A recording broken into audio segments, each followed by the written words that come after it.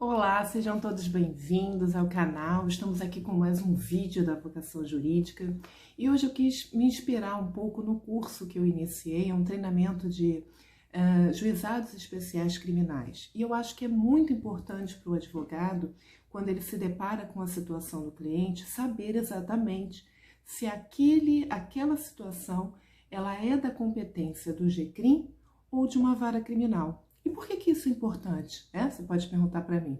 Porque no GCRIM a gente possui uma série de benefícios que a gente pode utilizar em favor do cliente, quando o cliente é o autor do fato, quando ele está sendo objeto de alguma investigação ou futuramente será imputada a ele uma prática penal.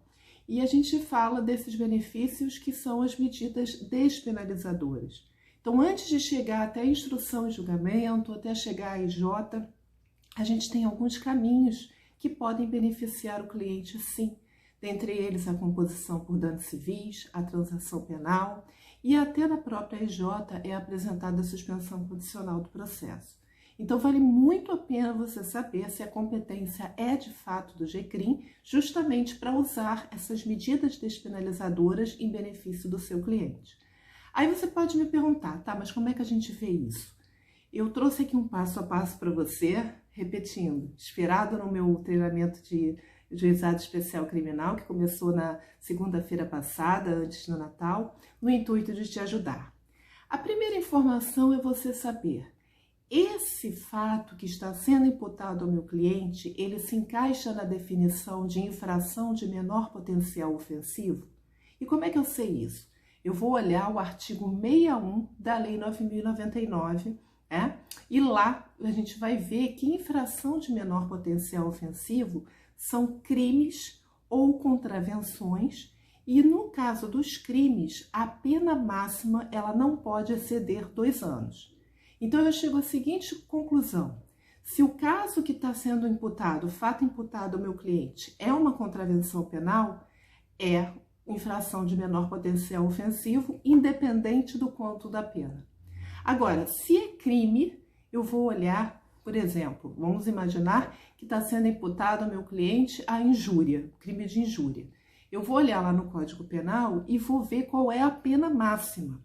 Se essa pena máxima não ultrapassa 2 anos, eu já sei que é infração de menor potencial ofensivo. E como é que eu sei se é crime ou contravenção penal, né? Existem várias distinções na doutrina e na jurisprudência, não é o intuito desse vídeo, discutir sobre isso aqui, mas a diferença básica é a seguinte, quando a gente tem a pena de reclusão ou detenção, a gente está falando de crime. E quando a gente fala de prisão simples, é contravenção penal. E a maior parte das contravenções penais, elas estão aonde? Na lei de contravenções penais. Então, eu acho que assim fica mais fácil você saber se é crime ou contravenção. Então, para saber se é infração de menor potencial ofensivo, que é competência do GCRIM, eu vou olhar o artigo 61 e vou identificar se o fato imputado ao meu cliente é crime ou contravenção. Muito bem, se eu chegar à conclusão de que é crime, mas já ultrapassou o teto dos 2 anos, aí eu não penso nem 2 vezes. A competência não é do GCRIM, porque não é mais infração de menor potencial ofensivo. Mas se eu chegar à conclusão de que aquele fato imputado ao meu cliente, na verdade, ele se encaixa na definição de infração.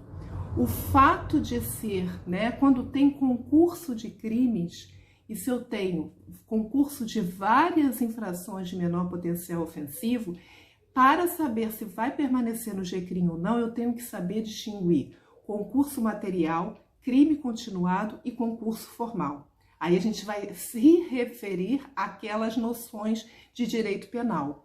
Então, eu vou olhar o artigo 69, o artigo 70 e o artigo 71 do Código Penal. Aí eu não vou ter como distinguir aqui para você, eu te aconselho que você estude, Se você chegar à conclusão, por exemplo, que o teu cliente ele está praticando mais de um fato, e é concurso material, o que eu vou fazer para saber se é da competência do GCRIM? Se eu já identifiquei que os dois crimes que foram imputados ao seu cliente se encaixam na definição de infração de menor potencial ofensivo, eu vou somar as penas máximas desses 2 crimes e vou verificar se ainda assim não ultrapassa o teto de 2 anos. Então, se eu tenho um crime de injúria e de difamação, o crime A e o crime B. O crime A pena máxima, eu vi lá no Código Penal, é de 1 ano. E o crime B, a pena máxima são de 2 anos. Se eu somar 1 com 2, vai dar o quê? 3 anos. Esses 3 anos ultrapassa o limite dos 2 anos lá do 61. Então, embora cada crime, o crime A seja infração de menor potencial ofensivo e o crime B também, quando juntos em concurso material, isso faz com que a competência saia do GCRIM e vá para o juízo comum. E quando o concurso é formal? Aí eu vou olhar a regra lá do artigo 70 do Código Penal. E eu vou pegar, vamos imaginar que o crime A tenha 2 anos, né? E o crime B tenha 1 ano. E os dois estão sendo imputados ao meu cliente. Eu vou pegar o que tem a pena maior, que é esse de 2 anos, e vou somar 1/2, a metade dessa pena. Então, 2 mais a metade de 1/2 daria 1. Então, o total seriam 3 anos. Extrapolaria também a competência do GCRIM. E o crime continuado, eu vou somar 2/3. Entenderam? Então, a regra é a seguinte: define-se a infração de menor potencial ofensivo e, se chegar a essa conclusão, é GCRIM.